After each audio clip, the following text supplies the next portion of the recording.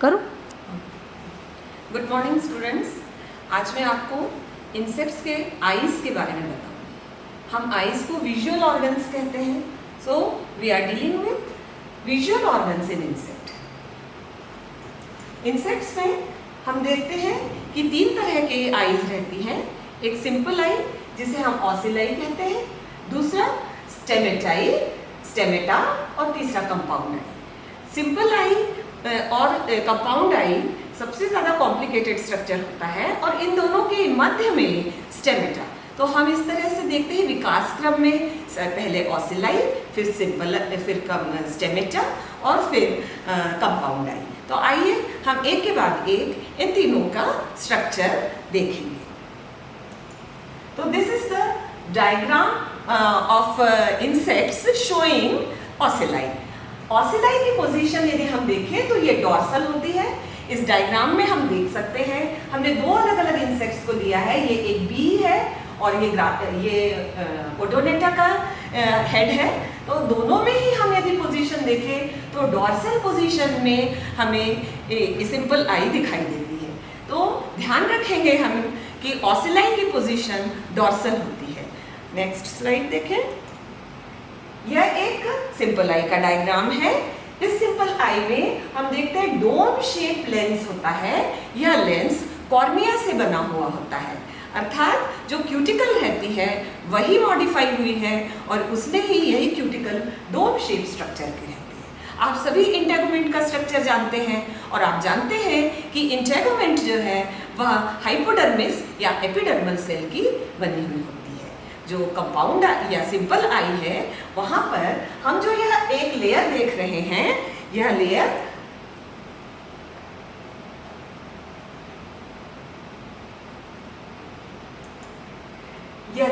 जो है वह मॉडिफाइड एपिडर्मल सेल्स हैं। ये मॉडिफाइड एपिडर्मल सेल्स जो हैं वही ट्रांसपेरेंट हो जाती है और इनसे ही जो है वो कॉर्नियल लेंस का निर्माण होता है। इसके नीचे हमें मॉडिफाइड नर्व सेल्स दिखाई देती हैं। ये modified nerve cells retinal cells कहलाती हैं और रेटिनल सेल्स में कुछ स्पेशलाइजेशन होते हैं। प्रत्येक रेटिनल सेल्स का 4 रेटिनल सेल्स का ग्रुप होता है और जो इनर मार्जिन है वह रेप्डॉन में मॉडिफाई होती है। यही रेप्डॉन जो है वह विजुअल रिसेप्टिव ऑर्गन्स होते हैं। ये रेप्डॉम और कुछ नहीं बल्कि जो प्लाज्मा मेम्ब्रेन है उसमें माइक्रोविलाई के फॉर्मेशन से ये कॉम्पैक्ट स्ट्रक्चर बनाते हैं और जब लाइट इन रेप्डॉम पर पड़ती है तो वहाँ पर डीपोलराइजेशन एक्टिविटी होती है और यह इम्पल्स जो है वो नर्व के द्वारा कंडक्ट होता है ब्रेन तक। तो बहुत ही सुंदर संरचना है इस सिंपल आई की। इन सिंपल आई हम देखते हैं कि एक कॉर्नियल लेंस के भीतर बहुत सारे रेटिनल सेल्स हैं जो कि अपना ग्रुप बनाकर जिनके मध्य में रेप्डॉम पाया जाता है और ये नीचे बेसमेंट मेम्ब्रेन और वहाँ से फिर ये एक्सॉन्स नर्व्स फॉर्म होती है और ये नर्व ब्रेन तक जाती है। चारों तरफ से यह पूरी आई जो है वह पिगमेंट सेल्स के द्वारा इन्वेस्टेड रहती है, जिसकी वजह से पिगमेंट सेल्स जो हैं वो एक्सिस लाइट को एब्जॉर्ब करने का काम करती है। तो यह जो सिंपल आई है या डॉर्सल ऑसिलाई है, यह सिर्फ फोटो रिसेप्शन का काम कर पाता है, इमेज फॉर्मेशन इसमें नहीं हो पाता है। यह एक बहुत ही सरल संरचना है इंसेक्ट की जिससे कि लाइट सेंसिटिविटी ये परसीव करता है, लेकिन सिंपल आई इमेज फॉर्म नहीं कर पाता है। नेक्स्ट स्लाइड देखेंगे अपन। अब हम देखें यह बहुत ही ब्यूटीफुल स्ट्रक्चर है, या इसे हम स्टेमेटा कहते हैं।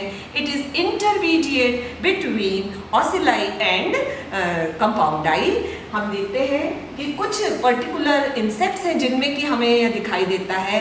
ये एडल्ट स्ट्रेप्सिप्टेरा ऑर्डर में के इंसेक्ट्स में दिखाई देता है। इसके अलावा कुछ एचेरिगोट्स ऑर्डर हैं जिनके की उदाहरण अपन देखते हैं थाइसेनोप्टेरा, या फिर हम देखते हैं लेपिज्मा और कोलम्बोला, उनमें भी हमें यह स्टेमेटा दिखाई देता है। स्टेमेटा लार्वल होलोमेटाबोलस इंसेक्ट्स में भी दिखाई देता है।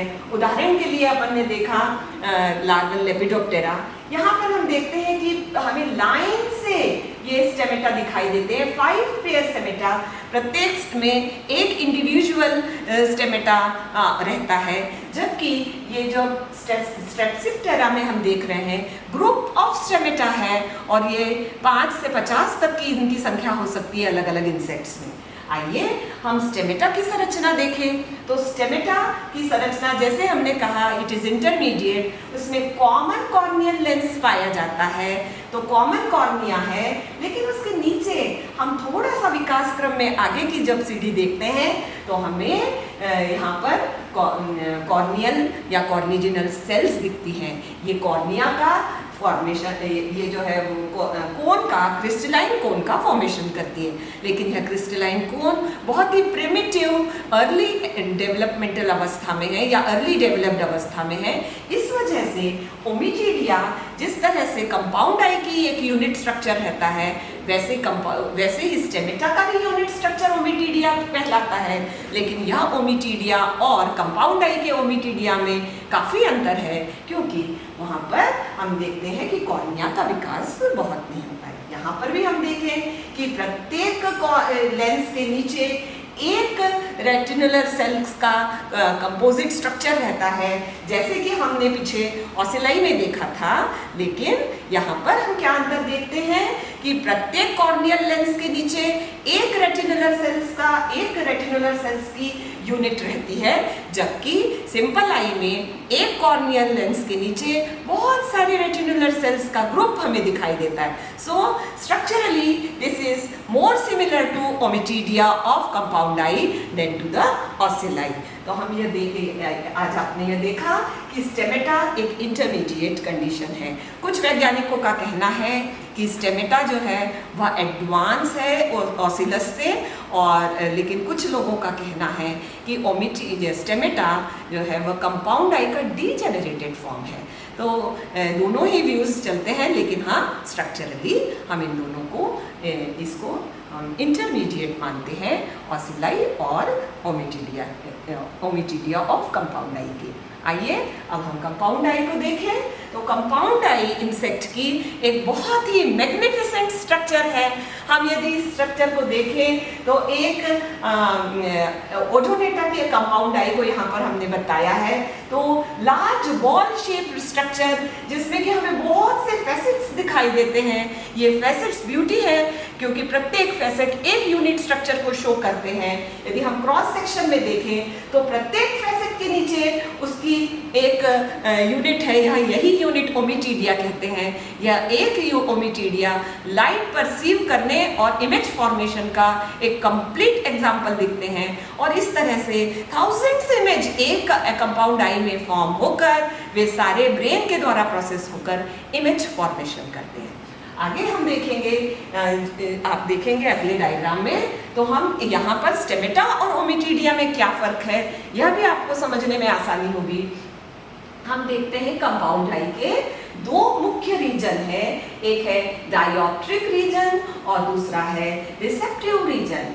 तो डायोप्ट्रिक रीजन जो है वहाँ पर आईज जो है या लाइट जो है वो जब पड़ती है तो डायोप्ट्रिक रीजन उसे कंसंट्रेट करके रिसेप्टिव रीजन तक लेकर जाती है, और इसी डायोप्ट्रिक रीजन के कारण प्रिसाइज इमेज का फॉर्मेशन होता है। स्टेमेटा में हमने देखा था कि यह डायोप्ट्रिक रीजन का निर्माण या उसमें दिखाई तो देता है, लेकिन यह डायोप्ट्रिक रीजन उतना डेवलप्ड नहीं है जैसा कि कंपाउंड आई के ओमिटीडिया में है।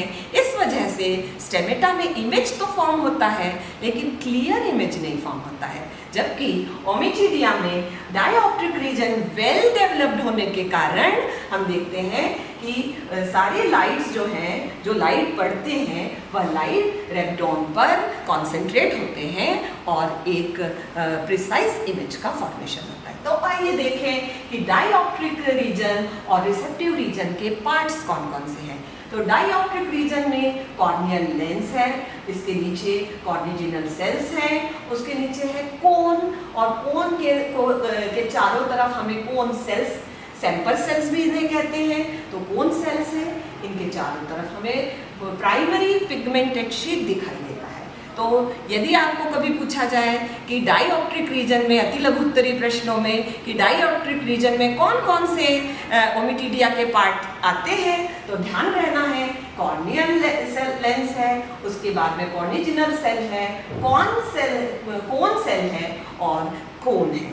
आइए आगे हम देखेंगे कि कोन कितने प्रकार के होते हैं, लेकिन उसके पहले हम रिसेप्टिव रीजन देख लें। तो रिसेप्टिव रीजन में हमें रेटिनल सेल्स दिखाई देती है, रेटिनुलर सेल, और मध्य में रेक्टम। इनकी चारों तरफ जो है वो पिगमेंटेड सेल है। तो देखिए जो स्टेमेटा था उसमें एक ही तरह की पिगमेंट सेल थी, जबकि यहाँ पर हमें डायोप्ट्रिक रीजन में कोन के चारों तरफ प्राइमरी पिगमेंट सेल और रेक्टम के चारों तरफ सेकेंडरी पिगमेंट सेल्स दिखाई देती हैं।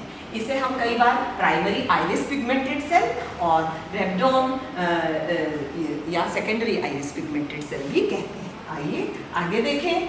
तो डायोप्ट्रिक रीजन और सेंसरी और रेटिनल रीजन, ये आपके लिए क्वेश्चन है कि आप इसके नीचे लिखेंगे कि डायोप्ट्रिक रीजन के अंतर्गत कौन कौन से पार्ट आते हैं और रेटिना या सेंसरी रीजन के अंतर्गत कौन सा।